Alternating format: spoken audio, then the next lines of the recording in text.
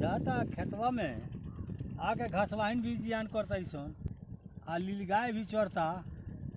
एकरा में हमरा डट के रखवारी करे के पड़ी, ना तो हमार साथ चढ़ल लोनी या घास बढ़ल लोनी जहिया पकड़ा जेवल तो नहीं के बुझल लोनी लीलगाय लोग ला दवाई छिड़त नहीं।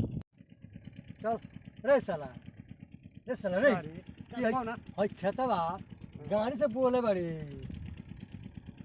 है ए जा मुंह खेतवा कितना बढ़िया फूल आइल बा।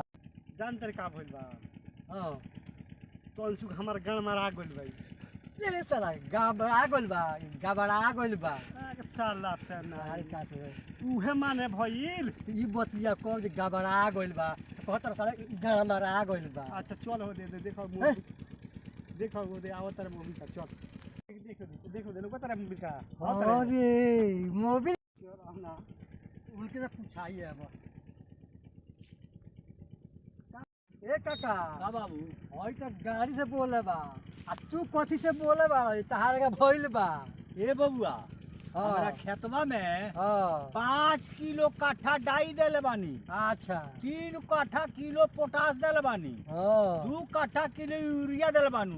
तो अब हमार खेतवा चमकता यही न लौकता। सही काका कहाँ रह तरह जे वीडियो नहीं के बनल वीडियो बनले हेतना दिन हो गई लोग खोजता तारा के का भइल बा। ए बबुआ जड़वा आ गई जड़वा तो जड़वा के मारे बूढ़ आदमी कबसा रहतनी।